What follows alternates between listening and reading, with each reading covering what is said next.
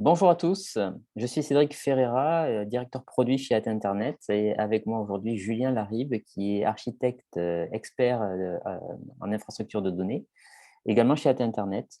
Et on va vous parler aujourd'hui d'une mise en œuvre un petit peu atypique de Snowflake dans le cadre d'une solution d'analytics assez connue ou voire de référence sur le marché, avec d'une part des enjeux de puissance d'analyse importants et de l'autre une véritable envie de réduire l'impact environnemental lié à ces activités.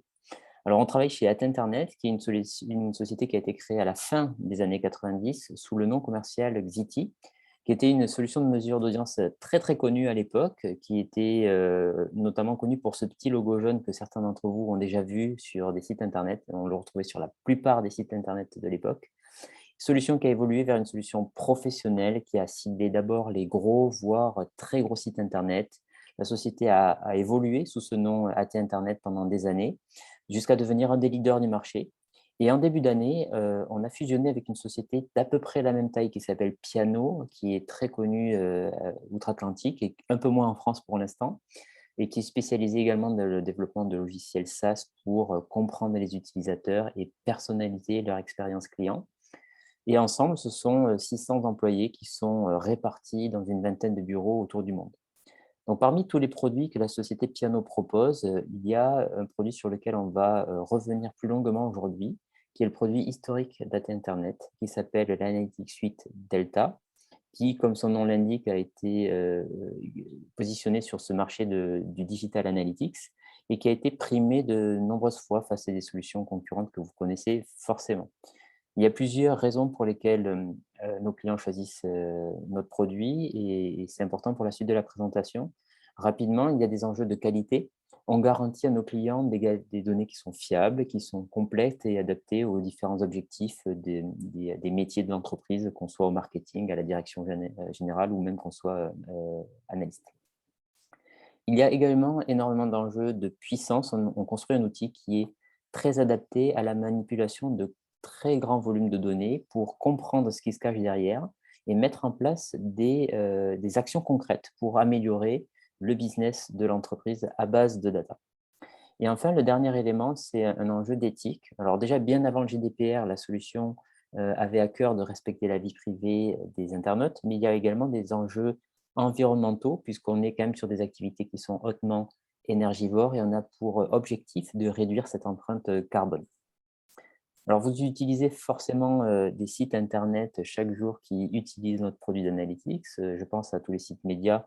La plupart des sites médias français utilisent notre produit ou même étrangers, comme la BBC. Les banques, assurances, mais également des sites comme Le Bon Coin ou tout simplement les sites institutionnels comme les sites du gouvernement ou même La Poste et toutes ses composantes. Alors pour revenir vraiment sur le métier, l'analytics, la première partie de ce qu'on fait, c'est vraiment collecter des données pour comprendre les interactions entre des utilisateurs et une marque, que ce soit via les sites internet, les applications ou même des objets connectés, des assistants vocaux ou pourquoi pas des backends. Que va-t-on mesurer? On va mesurer un certain nombre de choses qui permettent de vraiment comprendre ces interactions. On appelle ça des événements. Pour prendre quelques exemples, le fait de charger une page, par exemple, le fait de cliquer sur un bouton, sur une image, d'afficher des bannières, le fait de s'abonner, de créer un compte, de souscrire à une mailing list ou des interactions type scrolling, lecture de vidéos et consommation de contenus divers. Tout ça, ce sont des données qui sont collectées et envoyées en temps réel à notre plateforme. On parle de très, très gros volumes. La plateforme va les recevoir, les nettoyer, exclure tout le trafic non humain, mais également enrichir, calculer des métriques et enfin stocker tout ça dans la solution. À partir de là, ces données vont pouvoir être exploitées par nos utilisateurs. Alors, il y a de très, très nombreuses façons d'exploiter ces données. On fournit beaucoup d'analyses et prêtes à l'emploi. Il y a beaucoup de visualisations aussi disponibles, mais aussi on a des outils qui vont s'adapter aux différents métiers de l'entreprise, qu'on soit dans les équipes marketing ou tout simplement qu'on soit utilisateur très avancé comme les analystes ou les data scientists. À quoi servent concrètement ces données? Alors, il y a énormément de possibilités de les utiliser en entreprise. Il y a des thématiques d'acquisition, comment améliorer la stratégie d'acquisition d'utilisateurs, comment améliorer par exemple le ROI des campagnes publicitaires, comment choisir les bons produits à promouvoir, voilà, toutes ces thématiques publicitaires. Il y a également toute une partie qui concerne l'engagement des utilisateurs, à savoir fournir le bon contenu, les bons produits ou tout simplement la bonne expérience utilisateur. Et ça, c'est un élément très important. À la suite de ça, il y a tous les enjeux de monétisation. Comment on va monétiser son contenu? Comment on va lever les freins à l'achat? Identifier, par exemple, dans le parcours d'achat, les endroits où on a intérêt de démarrer une campagne d'A/B testing. Et enfin, les sujets de rétention, comment on fait revenir cet utilisateur, ce client dans le temps, en proposant la bonne stratégie marketing adaptée à chacun. Pour repréciser le contexte de notre projet, on est, en fin 2016 sur une très belle dynamique commerciale. On a signé beaucoup de grands comptes, notamment la BBC. On a, par conséquent des volumes grandissants, à analyser, à capturer et à stocker. Mais on a aussi par ailleurs des attentes du marché qui sont beaucoup plus évoluées, avec un marché qui est beaucoup plus mature et notamment qui se pose beaucoup de questions sur les parcours cross-device. Comment bien comprendre ces parcours utilisateurs qui deviennent de plus en plus compliqués. À côté de ça, on a une infrastructure qui est on-premise chez Internet, qui est, on va dire, vieillissante. Alors, on utilise ce qui se fait de mieux à l'époque comme technologie. On a de gros budgets pour acheter nos serveurs et les faire vivre. Mais néanmoins, on sent qu'on commence à atteindre les limites par rapport à ces enjeux que je vous ai évoqués. Donc, on décide à ce moment-là de démarrer le projet le plus important de l'histoire de la société, qu'on a appelé en interne le projet NDF comme New Data Factory, qui est ni plus ni moins qu'une reconception totale de notre produit, de notre infrastructure. Pour préciser le contexte marché, on se bat face à des sociétés qui sont des mastodontes, que vous connaissez forcément, comme Google Analytics, Adobe Analytics ou d'autres sociétés américaines fortement financées. Et nous, à côté, même si on a des très, très beaux moyens de développement une vraie expertise, il faut qu'on soit du coup plus malin, plus rapide et aussi plus efficace. Donc Julien va vous donner quelques éléments sur l'infrastructure dont on parle, celle qu'on a dû reconcevoir totalement, avec également des choix stratégiques qu'on a fait à l'époque. En effet, cette nouvelle chaîne de traitement se compose de 5 composants majeurs. Donc, le premier, la collecte, nous permet de capter des événements. Pour vous donner un exemple, pendant la finale de l'Euro, on a observé un pic de 600 000 événements par seconde. Une fois collectés, ces événements sont processés. On rajoute des informations de géolocalisation, des informations techniques comme le device ou le navigateur. Ensuite, on les stocke. Actuellement, on stocke 5 pétaoctets de données. Et ces données sont exposées dans un moteur analytique à travers une API qui est capable de traiter aujourd'hui 4 millions de requêtes par jour. Et enfin, toutes ces données sont restituées dans nos interfaces de reporting. Si maintenant on zoome sur le cœur du métier, le cœur de la plateforme, donc le stockage et le moteur, on va répondre à 2 problématiques importantes. La première, c'est la puissance, puisqu'on permet à nos clients de créer des calculs avancés à partir de fonctions mathématiques et de filtres. Et le deuxième, c'est la partie scalabilité, puisqu'on doit être capable de s'adapter à des gros volumes et on doit être capable aussi de s'adapter à des requêtes complexes, quel que soit le nombre de colonnes, le nombre de filtres. Et on doit aussi être capable d'encaisser des pics de charge, comme par exemple, ça peut être le cas quand il y a un événement d'actualité important. Nos clients médias veulent analyser en temps réel leurs articles et on doit pouvoir être capable d'adresser jusqu'à plusieurs centaines de requêtes par seconde. Et tout ça, on doit le faire avec une rapidité d'exécution sans faille entre le moment où le client fait la demande et le moment où on lui restitue les données. Donc, on revient effectivement en 2016 au début du projet. Technologiquement, on a choisi de tout redévelopper dans le cloud d'Amazon et naturellement, on s'est intéressé à Amazon Redshift en tant que base de données, en tant que dataware. On travaillait à ce moment-là sur des analyses orientées sur des parcours utilisateurs et Redshift était très performant pour cette typologie d'analyse. Globalement, on était vraiment satisfait de la plateforme, mais on a rencontré des difficultés lorsqu'on a voulu le mettre en œuvre, des problématiques liées au volume, aux tailles de machine, par rapport à nos spécificités. Et la plus grosse contrainte qu'on a eue, c'était le lien fort entre le calcul et le stockage. Il faut savoir qu'à ce moment-là, on avait 500 organisations à migrer, avec pour chacune 2 ans d'historique. Et pour les plus gros clients, on était obligé d'aller chercher les machines les plus capacitives, alors que la plupart des requêtes de ces clients portent sur des périodes courtes, les 7 derniers jours, les 30 derniers jours, le trimestre en cours. Et pour ces requêtes-là, on aurait pu utiliser des machines moins puissantes. Donc au final, cette architecture ne nous convenait pas complètement et on a dû opérer un changement en cours de route. On a dû convaincre notre direction, convaincre aussi nos équipes techniques qui avaient vraiment adopté la plateforme. Et dans cet intervalle, on a rencontré les personnes de Snowflake qui nous ont présenté leurs solutions et qui finalement nous ont convaincus après pas mal de tests. Donc on va vous présenter maintenant 6 points forts de la solution. Il y en a bien d'autres, mais ici on vous présente les 6 plus importants pour nous. Le premier, c'est le fait que le stockage et le calcul soient indépendants. Vous stockez les données d'un côté et vous les requêtez de l'autre, potentiellement avec plusieurs machines différentes. Vous pouvez avoir accès à différentes puissances de calcul, du XS au 4XL en fonction de vos objectifs de temps de réponse.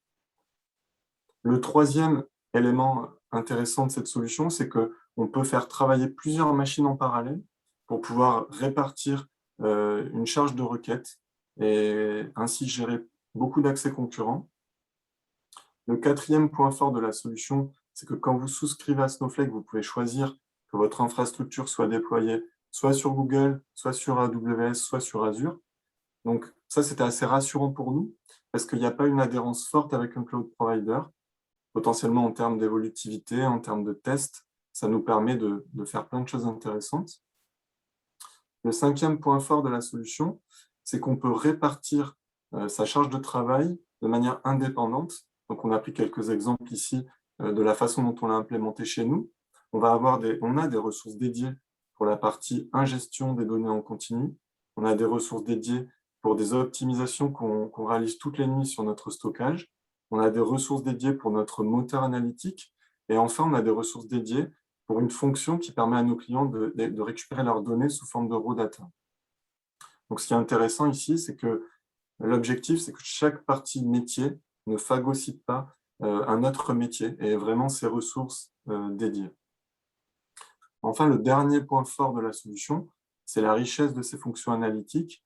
On a accès à tout un tas de fonctions fenêtrées, mais aussi des fonctions statistiques qui vont par exemple nous permettre de calculer la cardinalité d'un jeu de données ou encore d'aller chercher les éléments les plus fréquents dans une colonne. Alors, on a retiré énormément d'avantages à utiliser cette plateforme et à changer de stratégie, mais on a choisi quelques projets sur lesquels on illustre vraiment cette capacité à aller chercher de la puissance de calcul et à avoir une solution plus vertueuse. Le premier exemple, c'est ce qu'on appelle le mode éco, qui permet de minimiser les ressources consommées pour produire un résultat à nos clients. Alors concrètement, une petite devinette, est-ce que vous voyez la différence entre ces deux courbes, qui sont des courbes d'évolution du nombre de visiteurs dans le temps? Alors j'ai volontairement masqué les légendes, puisque effectivement on le voit très difficilement à l'œil nu, mais il y a un écart entre ces deux courbes sur les valeurs. Et pour passer d'une courbe à une autre, notre utilisateur a tout simplement activé ce fameux mode éco. Moyennant cette activation et moyennant un écart d'à peu près 2% sur les données, on va pouvoir économiser en termes de ressources de calcul jusqu'à 60%, ce qui correspond également à 60% de production de gaz à effet de serre de moins. On va également gagner en temps de calcul jusqu'à 60%, c'est-à-dire que l'utilisateur à configuration égale va pouvoir aller obtenir ses résultats beaucoup plus rapidement, mais ce sont également 60% d'économie pour l'entreprise sur ces fameux coûts de calcul. Alors Julien va vous partager ce qui se cache justement derrière ce petit bouton vert. Alors, le mode éco, concrètement, il va répondre à la problématique des count distincts. Donc, on a pris quelques exemples de métriques ici en analytique. Le nombre de visiteurs différents, le nombre de devices différents, le nombre de commandes pour un site d'e-commerce. Donc, un count distinct, finalement, ça revient à stocker chaque valeur différente d'un élément en mémoire. Et on le sait sur les systèmes de base de données, si le jeu de données ne rentre pas en mémoire, il est écrit sur disque. Et là, les performances sont encore bien pires. Donc, on se retrouve confronté à des problématiques de temps de réponse, de coût. Et il y a une solution technique qui existe, qui a été proposé en 2007 par des chercheurs français de l'INRIA qui s'appelle Hyperloglog. Donc, c'est un calcul statistique qui permet d'estimer la cardinalité d'un jeu de données de manière très rapide et en consommant très peu de mémoire. Et bon, je ne vais pas vous rentrer dans le détail ici de l'implémentation, mais juste pour vous montrer comment ça se traduit du point de vue de Snowflake, il suffit de remplacer la fonction countDistinct sur la colonne par la fonction approx_countDistinct, et ça vous donnera un résultat avec un écart à la norme de 2,5%.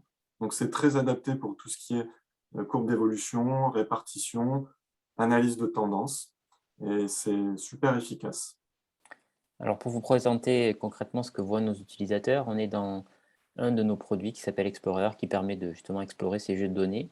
Par défaut, ce mode écho est activé, donc l'utilisateur peut naviguer les différents jeux de données, les différentes analyses qu'on lui propose. On est en train d'analyser la répartition des types d'appareils. Et à tout moment, lorsque l'utilisateur trouve un jeu de données qui l'intéresse, il peut désactiver, s'il le souhaite, ce mode écho pour obtenir des résultats exacts. Donc, dans toute la phase exploratoire, on va faire des économies de temps, mais également des économies de CO2. Et lorsqu'on a besoin d'un résultat exact, l'utilisateur a la possibilité de repasser sur un mode non approximé et il a vraiment le contrôle et ça, c'était vraiment important pour nous. Et ça reste très simple dans sa mise en œuvre.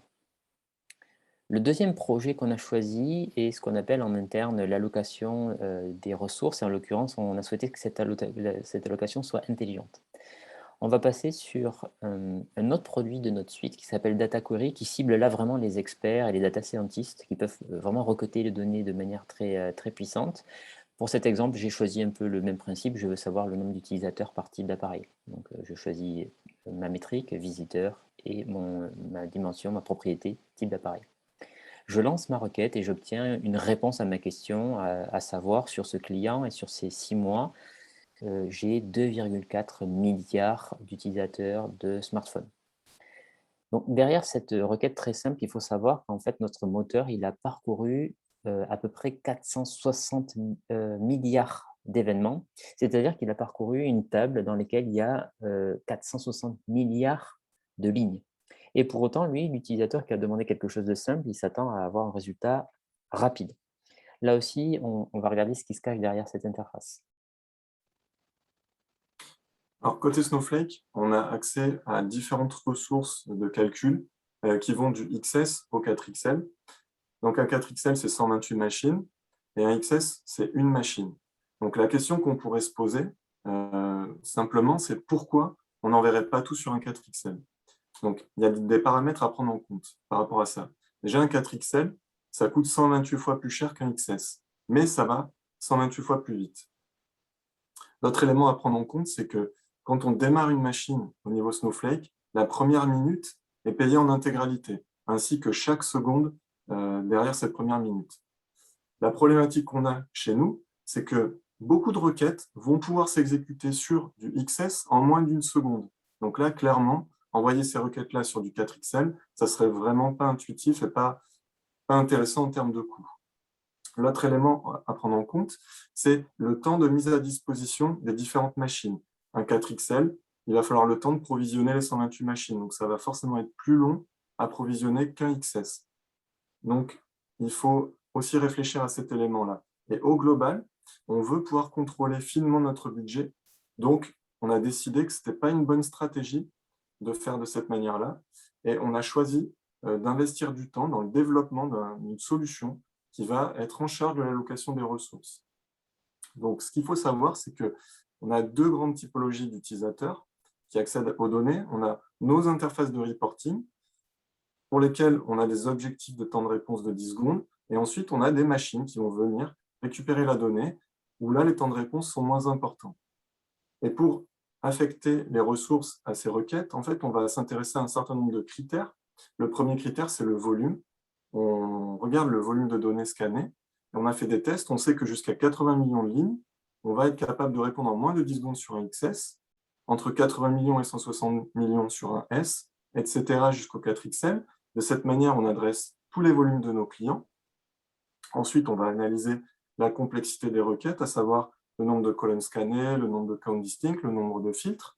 Et en fonction de la complexité, on va aussi choisir la bonne machine pour garantir les temps de réponse. Ensuite, on distingue les appels depuis nos interfaces versus les appels depuis des machines, et on ne donne pas la même puissance de calcul quand c'est des machines qui se connectent. Et la dernière optimisation, c'est qu'on est capable de réutiliser des machines allumées. Pour vous donner un exemple, on autorise jusqu'à 8 requêtes simultanées sur un XS sans qu'il y ait de dégradation de performance. Et au-delà de la 8e requête, on démarre une nouvelle machine et on densifie les machines comme ça jusqu'à obtenir 8 requêtes simultanées. De cette manière-là, on réutilise des machines allumées, on optimise notre budget. Donc maintenant, si on regarde concrètement le log de notre API, on a utilisé notre propre suite pour analyser le log, et on se rend compte que sur les dernières semaines, 96% des requêtes exécutées sont parties sur des Warehouse XS avec une durée de moins d'une seconde. Donc c'est très satisfaisant, et ça se traduit également par une économie en termes de ressources machines de 58%, en termes de budget de 58%, et en termes d'émissions de gaz à effet de serre également. Un autre projet qu'on a choisi aujourd'hui, c'est sur la thématique de la démocratisation de la donnée qu'on a aussi souhaité rendre plus vertueuse. Donc, ce qu'il faut savoir, c'est qu'on a donc des données dans la plateforme qui sont utiles pour énormément de métiers de l'entreprise. On citait les équipes marketing, les équipes produits, la direction, etc. Chacun de ces utilisateurs va potentiellement utiliser des outils différents, des Power BI, Google Data Studio ou Dataiku par exemple. Ce qui se passe fréquemment, ou ce qui se passait encore plus à l'époque, c'était d'adopter, pour distribuer ces données, un process très typé ETL. Donc, on va extraire les données, souvent de nombreuses fois, dans des buckets S3, dans des fichiers CSV en FTP, même des appels API. Et souvent, on va le faire avec une certaine redondance pour s'adapter aux différents types de clients finaux. On va ensuite transformer ces nombreux flux et on va les charger pour qu'ils puissent être restitués dans les différents outils utilisés par les différentes personnes de l'entreprise. Là, on a plusieurs problèmes. On a d'abord un temps de mise à disposition de l'information qui peut être important, hein, parfois plusieurs heures, puisqu'on va avoir beaucoup de traitements en batch, par exemple. On va avoir des projets qui sont coûteux à mettre en œuvre déjà, mais également dans l'exploitation quotidienne, puisqu'on va produire des données, on va devoir les déplacer, les stocker, et tout ça, ça a un coût. Et enfin, d'un point de vue écologique, c'est quasiment un non-sens quand on voit que beaucoup de ces flux sont parfois produits et finalement même pas utilisés. Donc là, c'est un véritable enjeu de production de gaz à effet de serre pour une utilité qui est tout à fait discutable. Avec la mise en œuvre Snowflake, on a pu bénéficier d'une des fonctionnalités qui s'appelle le data sharing et qui a complètement changé cette approche, qui est un véritable succès auprès de nos clients, puisque là, on va raisonner à l'inverse. Le client va venir chercher dans notre data model, donc dans Snowflake directement, les données dont il a besoin, dans le format dont il a besoin.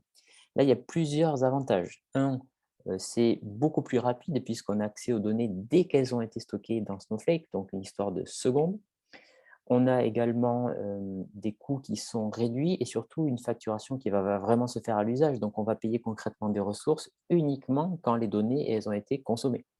Et enfin, on a quelque chose de beaucoup plus vertueux écologiquement puisqu'on ne se retrouve pas à produire des données, à les redonder, à les stocker pour rien, ce qui a encore une fois un impact. En plus, en utilisant pardon, le data sharing, on bénéficie d'une grande capacité à exploiter ces données dans plein de formats différents. On bénéficie des connecteurs, on va dire, très techniques, que ce soit des connecteurs ODBC, JDBC, ou pour ceux qui manipulent des scripts R, Python, ou qui sont à l'aise avec le SQL. Tout ça ouvre énormément de perspectives à utiliser la donnée et à mettre en place des automatisations. Mais on bénéficie également des nombreux connecteurs natifs de Snowflake qui couvrent la plupart des usages en tout cas qu'on retrouve chez nos clients. Je pense à Qlik, à Dataiku, à Power BI par exemple. Mais on a pris un exemple pour montrer de quelle manière ça se met en œuvre et à quel point c'est simple, c'est Tableau Software.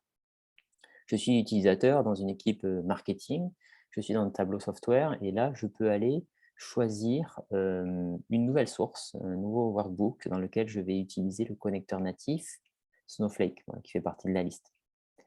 J'ai plus qu'à renseigner mon serveur, mon login et mon mot de passe pour accéder à mon data model à Internet. Et là, instantanément, je peux commencer à exploiter ces données, donc potentiellement des milliards d'événements qui sont disponibles ici, que je vais pouvoir croiser, filtrer, représenter de manière graphique de la façon qui sera adaptée à mon métier, avec toute la puissance de Tableau. Mais tout ça, ça se fait encore une fois en ne manipulant que les données dont j'ai besoin et donc avec des coûts et un impact environnemental qui est aussi adapté à mon usage. Donc là, ça ouvre énormément de perspectives à faire utiliser ces données analytics par une grande variété de profils de l'entreprise. Voilà.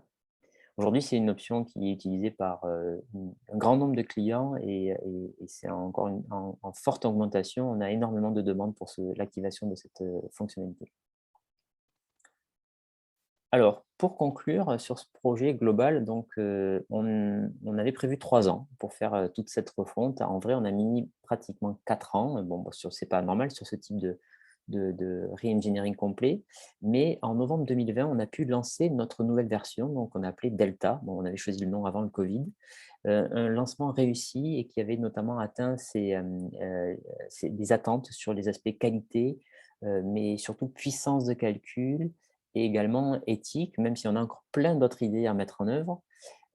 Et clairement, si le projet a mis un certain temps, tant il était important, on peut dire que Snowflake était probablement un des composants majeurs qui a mis le moins de temps à être mis en œuvre pour le maximum de bénéfices.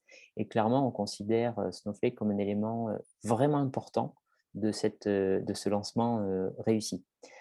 Après, on considère que ce lancement de Delta n'est pas un accomplissement, c'est plutôt un point de départ. On a une infrastructure qui est vraiment évolutive et scalable. Et aujourd'hui, on prépare notre avenir qui s'annonce radieux, en tout cas on l'espère, avec de fortes ambitions d'avoir quelque chose de toujours plus puissant. On intègre de plus en plus de machine learning pour aider nos clients à tirer des enseignements sur la base de ces gros volumes de données. On ajoute également de plus en plus d'innovations sur ces thématiques du respect de la vie privée et de l'environnement. Mais on est aussi en train de travailler sur l'intégration sans couture de tous les produits qui sont rassemblés sous cet étendard piano, avec pour objectif de construire la meilleure plateforme, la plus complète pour comprendre les utilisateurs et activer les données en associant puissance, robustesse et encore une fois éthique. Voilà ce qu'on peut vous dire aujourd'hui. On vous remercie de nous avoir suivis. On serait ravis d'avoir vos questions, que ce soit via LinkedIn ou Twitter. Et on vous invite également à consulter nos sites internet piano.io et atinternet.com pour découvrir les produits qu'on propose et qui sont adaptés à la plupart des entreprises qui nous suivent aujourd'hui. On vous remercie encore une fois et une très bonne journée. Merci.